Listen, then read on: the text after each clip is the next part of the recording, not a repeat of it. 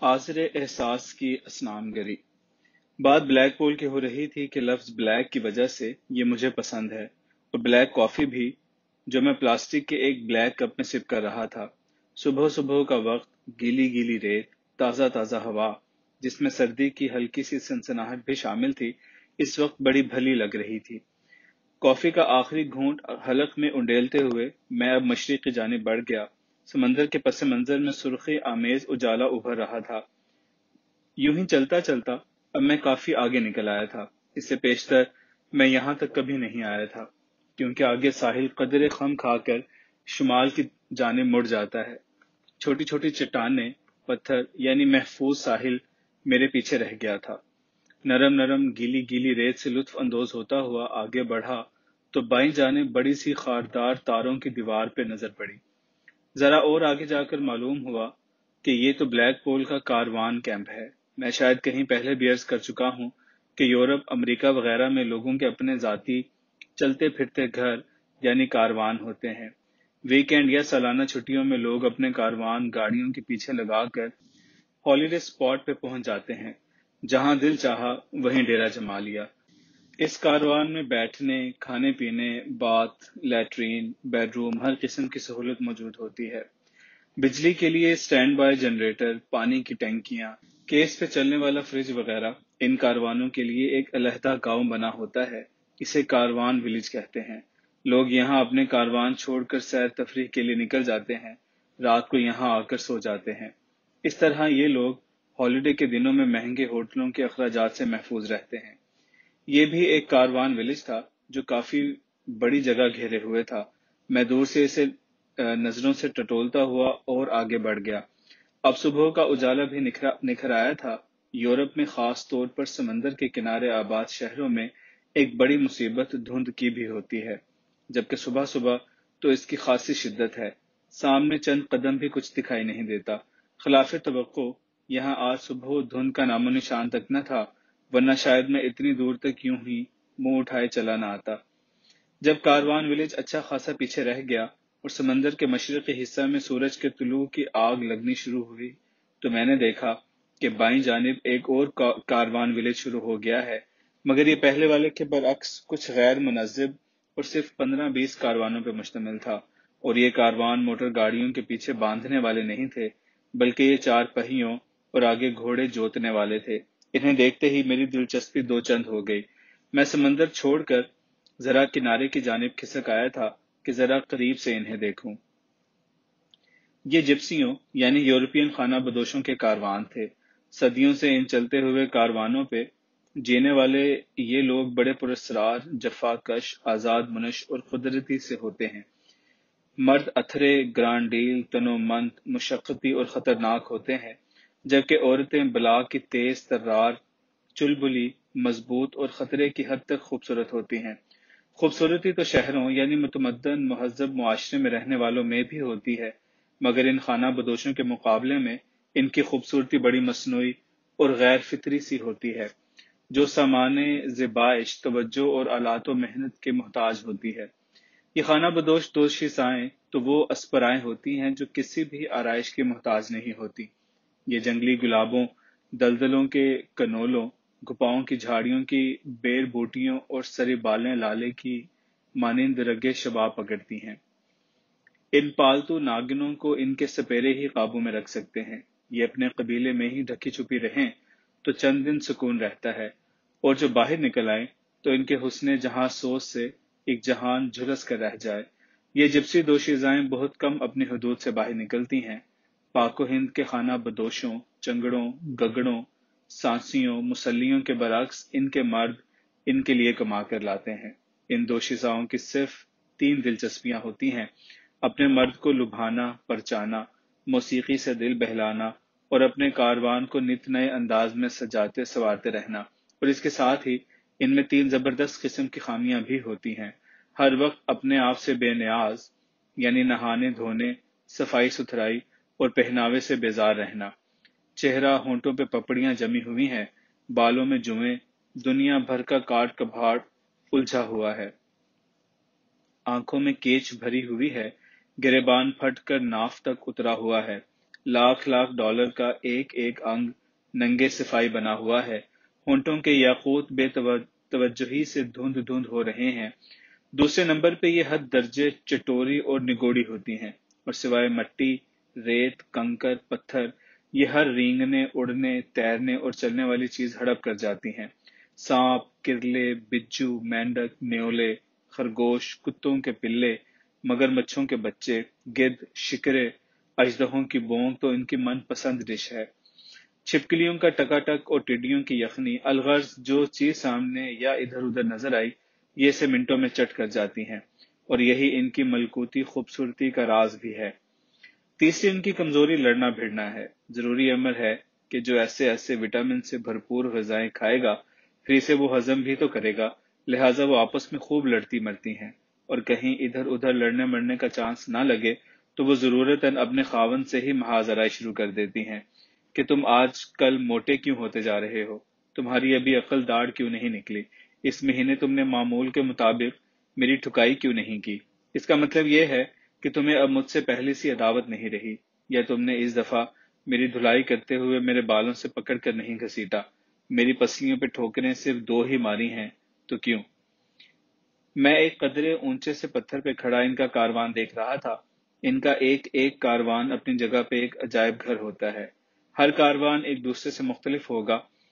मुख्तलिफ से मुराद है कि इसकी आराइश मुख्तलिफ होगी। हर कारवान का अपना अपना नाम होगा।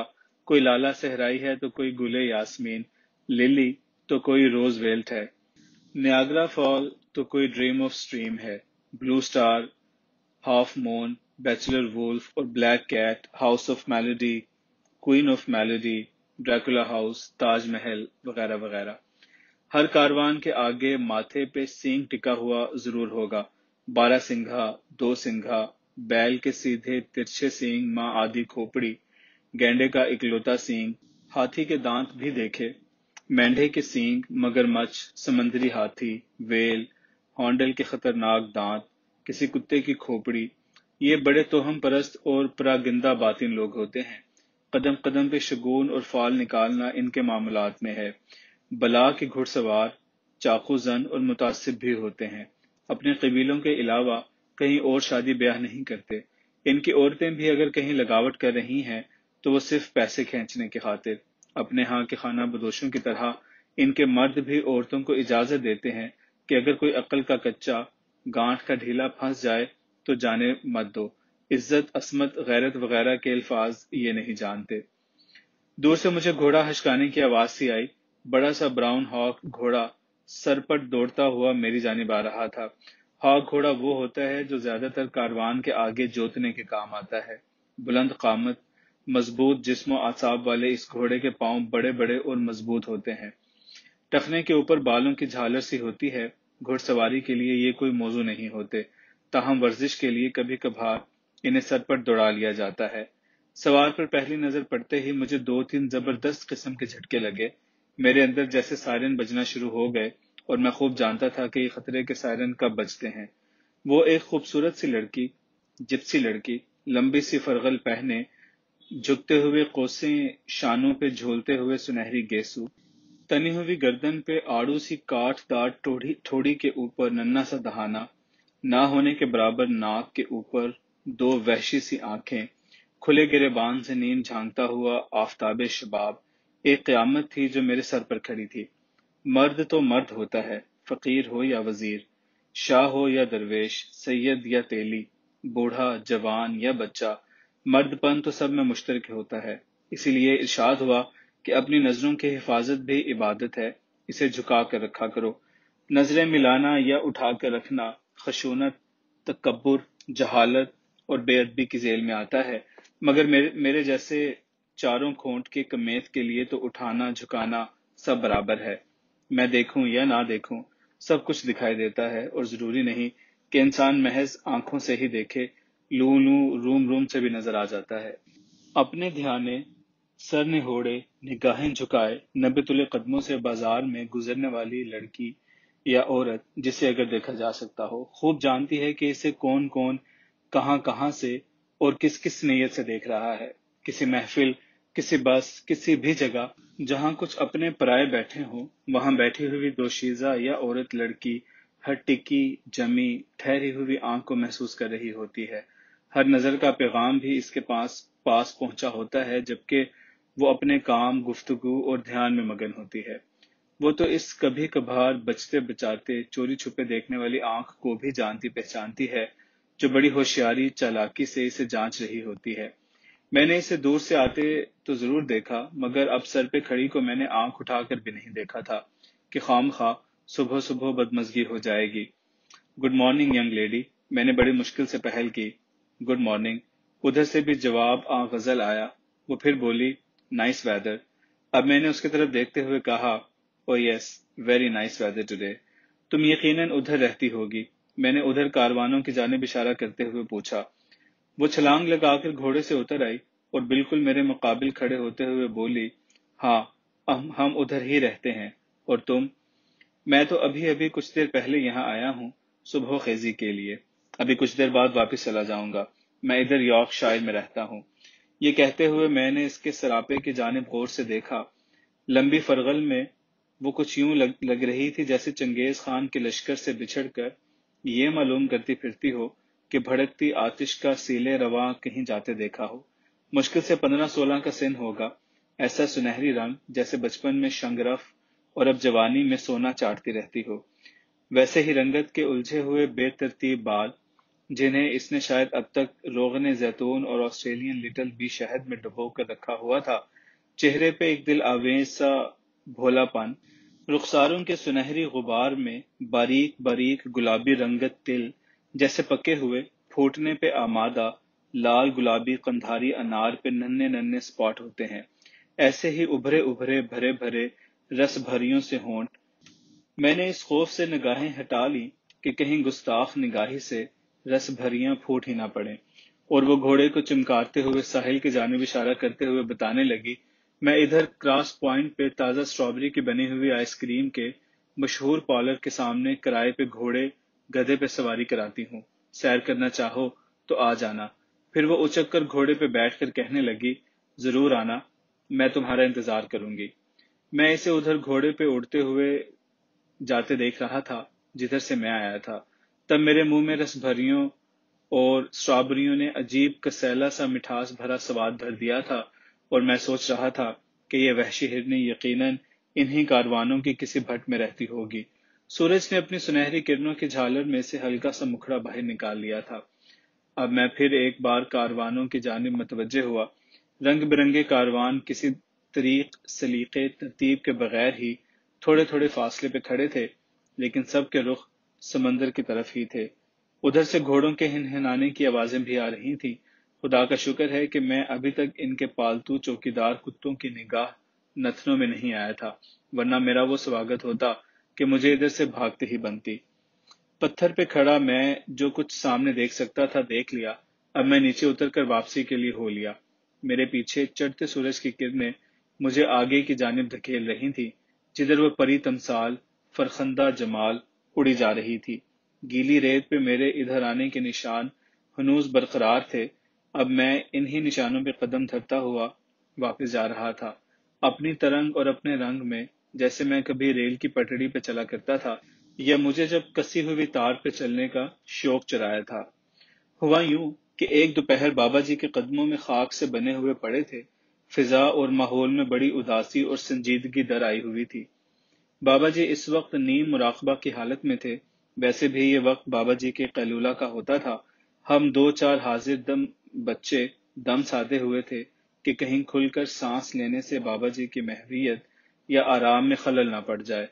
پچھلے دنوں مجھ سے ایک دو غلطیاں سرزد ہو چکی تھیں۔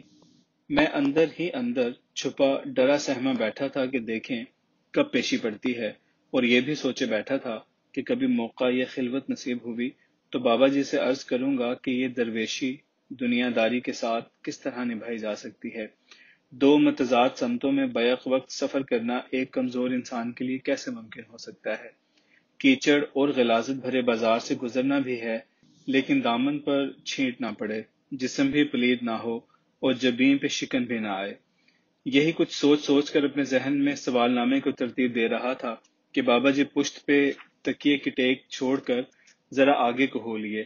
پانی طلب فرماتے ہوئے مجھ سے فرمانے لگے کہ تم نے کبھی نٹوں اور بازیگروں کا ایسا تماشا دیکھا ہوگا جس میں تنی تار پہ چھوٹا سا لڑکا یا ننھی سی بچی چلتے ہیں اور پھر ایک پہیا والی سائیکل بھی چلاتے ہیں۔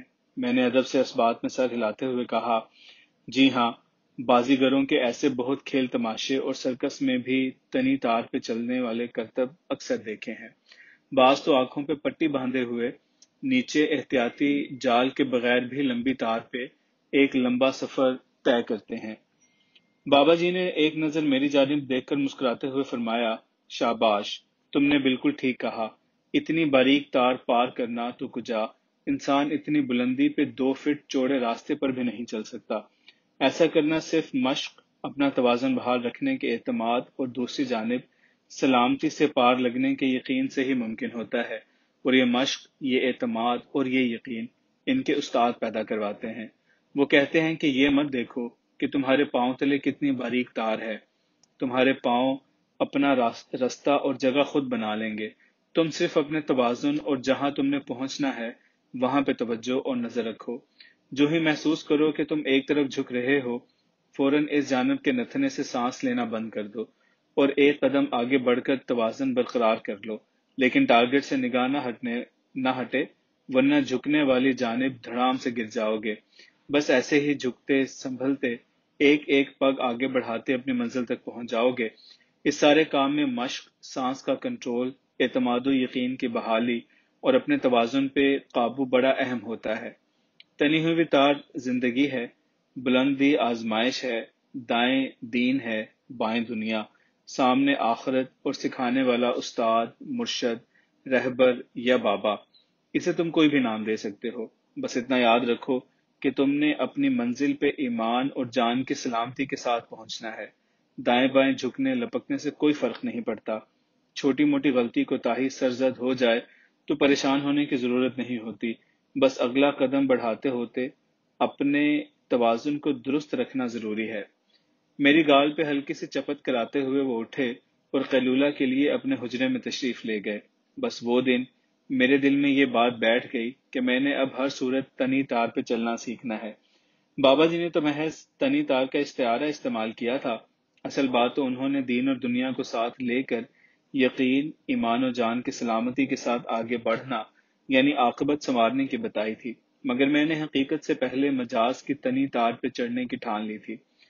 حبس دم، ساکت نظری، تخیل بندی، ارتکاز خیالی، پیغام رسانی، تحلیل نفسی وغیرہ اور بھی بے شمار عمل عوامل ہیں جنہیں اگر انسان سیکھنا چاہے تو کئی جنم درکار ہوں، مگر یہ تو جنونی اور اب نارمل لوگوں کی کام ہے۔ دنیا دار اور صحیح الحواس انسان کے لیے یہ محض تضییع اوقات کے علاوہ اور کچھ نہیں۔ پہلے تو بنیرے کی دیواروں پہ توازن قائم کیا، پھر ٹرین کی پٹڑی پہ کئی کئی میل دائیں بائیں بغیر گرے چلنا دوڑنا سیکھا، پھر 10 فٹ بانس پہ چلے، پھر 30 فٹے پہ پریکٹس کی، اور آخر ہم نے گرتے پڑتے رسہ تار پہ چلنا سیکھ ہی لیا۔ آپ کو شاید یقین نہ آئے کہ ہم نے ایک مکان سے دوسرے مکان، نیچے چلتا ہوا ٹریفک، گاڑیاں، بجلی کی تاریں، صرف فلم یا تکے چامپوں کی شرط بد لگا کر تار عبور کیے۔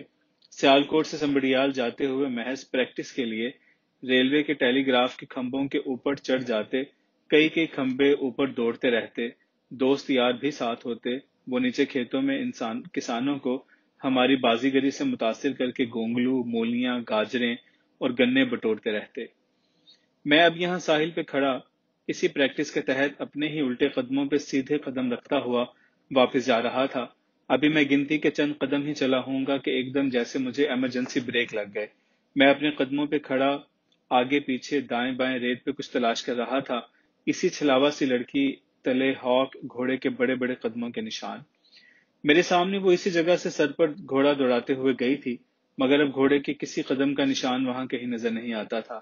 میں اپنا وہم دور کرنے کی غرض سے دائیں بائیں ادھر ادھر بہت دور تک گیا، مگر وہاں صرف گھونگھوں، سیب، آبی کیکڑوں، کیڑوں یا پھر میرے آنے اور جانے کے علاوہ گھوڑا تو گھوڑا، کسی پرندے کے پنجے کا نشان بھی موجود نہیں تھا۔ رات کو سمندر کنارے تک پھیل جاتا ہے اور صبح دم سمٹ جاتا ہے۔ ساحل کی ریت ہموار ہوتی ہے، گیلی گیلی یکساں ریت، پڑھنے والے ہر نشان کو دیر تک محفوظ رکھتی ہے، اور یہاں صرف 5-10 منٹ بعد گھوڑے کے پاؤں کے نشان یوں غائب ہو گئے تھے جیسے وہ زمین پر قدم دھر کر نہیں، ہوور کرافٹ کی طرح 2-4 فٹ اونچا اڑ کر گیا ہو۔ سورج اب قدرے اوپر اٹھایا تھا اور مجھے اس پراسرار لڑکی کے وہ الفاظ یاد آ رہے تھے کہ میں ادھر آئس کریم پارلر کے سامنے کرائے کے گھوڑے گدھوں پہ سواری کراتی ہوں، سیر کرنی ہو تو آ جانا، میں تمہارا انتظار کروں گی۔ میں مسکرا دیا کہ مجھے ایسے گھوڑے گدھوں پہ سواری کرائے گی جن کے سموں کے نشان زمین پہ نہیں پڑتے۔ میں نے اب پہلے شیڈول کے مطابق بس ذرا ہوا خوری کے بعد واپس آ جاؤں گا اپنا واپسی کا پروگرام ذرا مؤخر کر دیا کہ چلو جہاں 100 من افیم وہاں 1.25 من اور صحیح، اب تو گھوڑیا گدھا سواری کے بعد ہی واپس جائیں گے، وہ بھی اگر گدھے گھوڑے کی سم زمین پہ لگ گئے تو، ورنہ دیکھیں گے یہ کیسے گھوڑے گدھے ہیں جن کے ہوور کرافٹ میں رولز رائس کا انجن فٹ ہے جو ان کے پاؤں زمین پہ ٹکنے نہیں دیتا۔ بلیک پول اب دھیرے دھیرے جاگ رہا تھا، ساحل کی جانب بہت سے لوگ آ رہے تھے۔ میں مزے سے آہستہ آہستہ چلتا ہوا ٹاور تک آ گیا۔